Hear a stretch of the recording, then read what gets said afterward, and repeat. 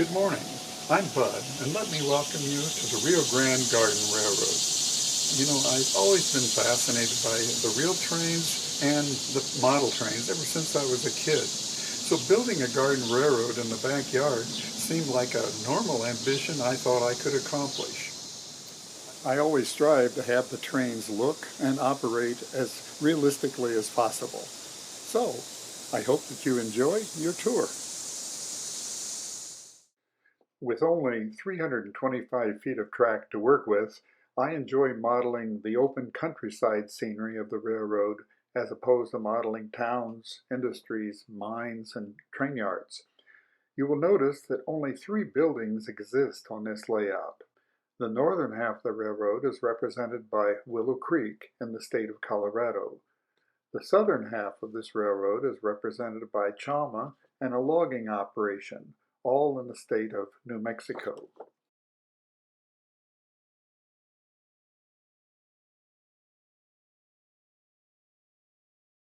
This railroad doesn't see much action during the winter months, but when it does, the scenery and trains can be quite beautiful, as well as quite dramatic.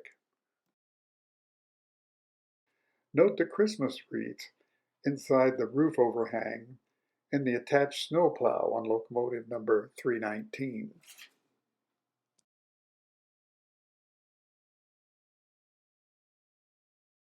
Ah, spring. This is when the railroad starts waking up and coming back to life. The ground cover plants that looked almost dead during the winter now are greening up and sending out refreshing yellow and purple flowers.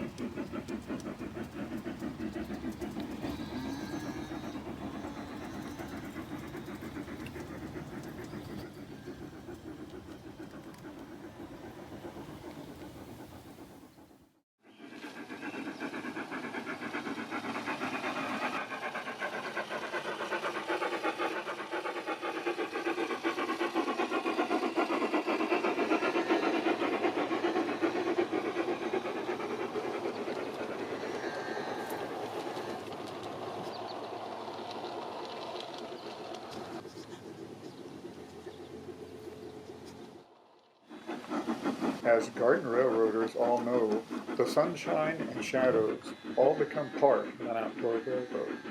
The bushes, trees, and ground cover all become part of an outdoor railroad. The water features and the beautiful sunsets in the evening all become part of an outdoor railroad.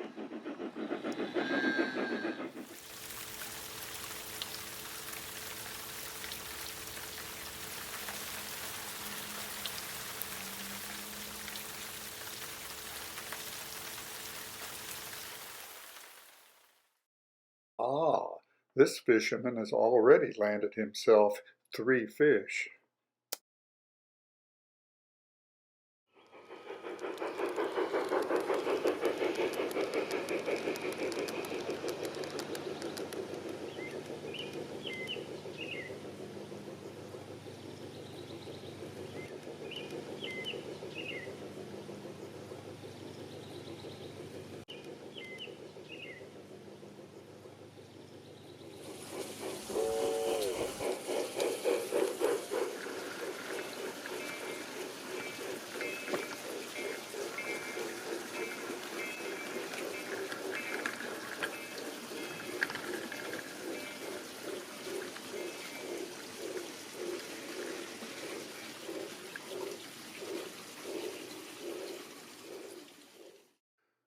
railroad station becomes a very busy place upon the arrival of a daily passenger train.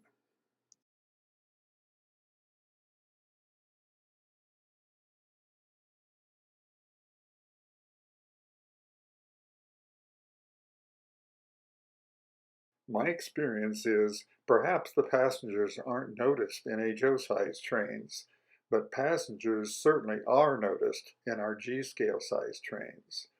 The real railroads don't show any profits from running empty passenger trains. Normally, I'll add 10 passengers per coach.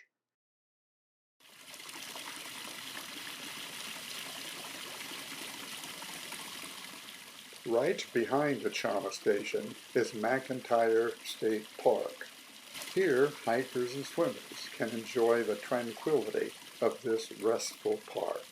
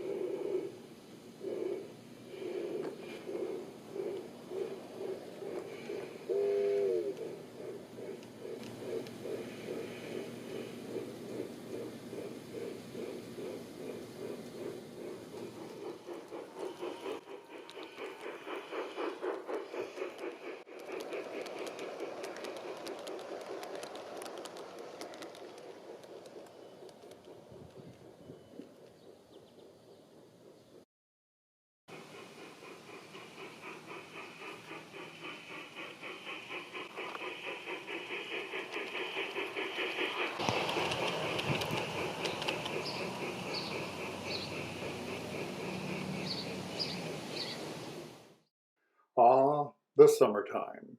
The Rio Grande train shed houses the yard tracks and the power supply to the complete railroad. The bronze building plate shows May 23, 1992 as a starting date when railroad construction was first begun. Come on inside and see there is room for 4 complete trains and locomotives.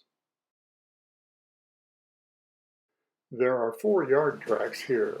Track 2 has now become activated, and the morning reefer train is taking the main line to Chama, New Mexico with a consist of loaded refrigerator cars.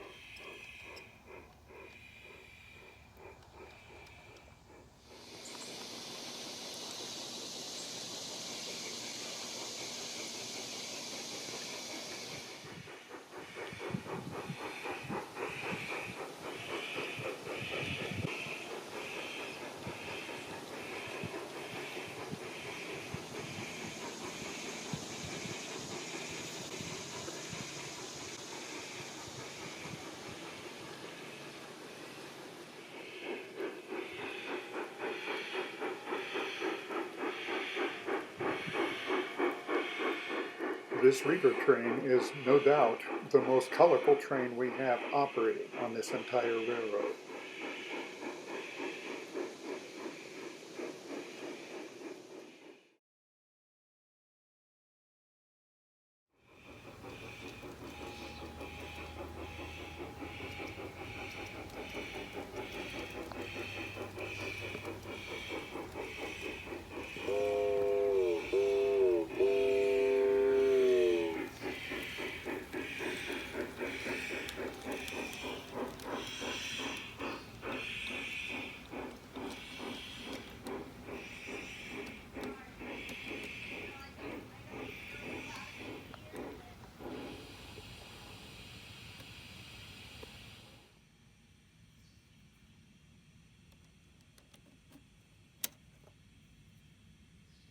We have a well-experienced train crew with us today, so in less than 2 minutes, they can handle the uncoupling safely and align the switches correctly.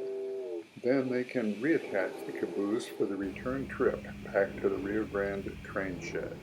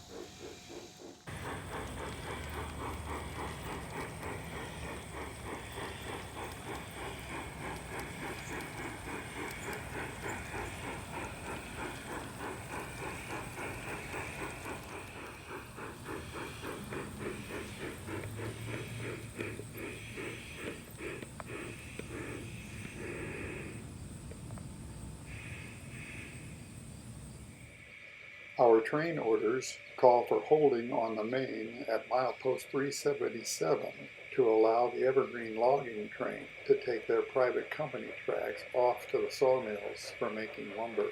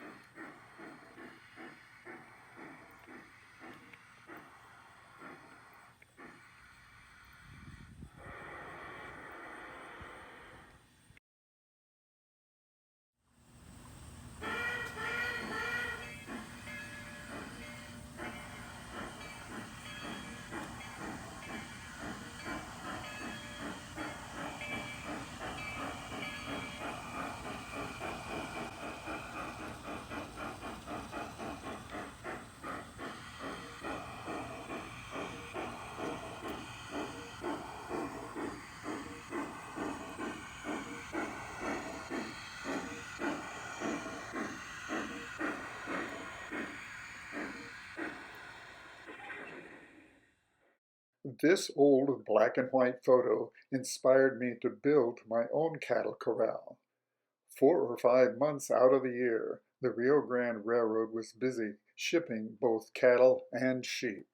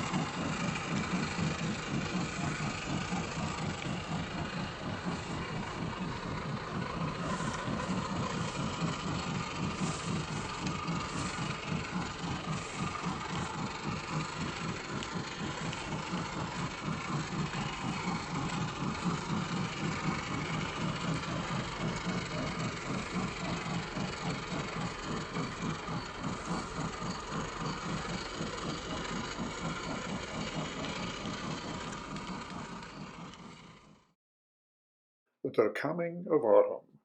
The days are becoming shorter, the nights are becoming cooler. Fall apples are beginning to get ripe.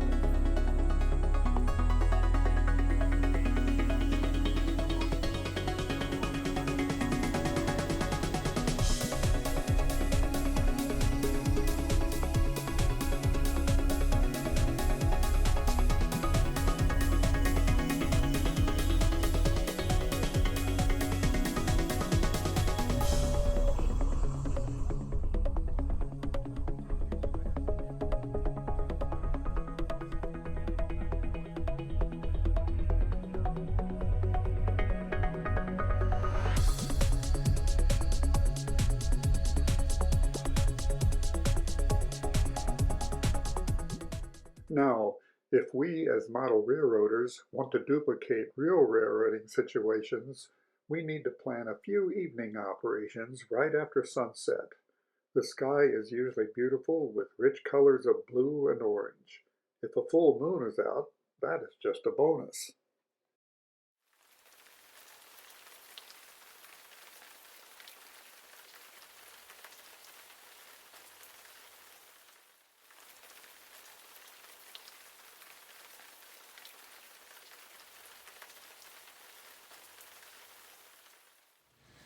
I always carry a pocket flashlight with me at nighttime whenever I'm operating, especially if it involves any switching or coupling or uncoupling, just because I need to see, right? So I think I can say I have a new perspective for being a rear brakeman on a caboose whenever operating at night.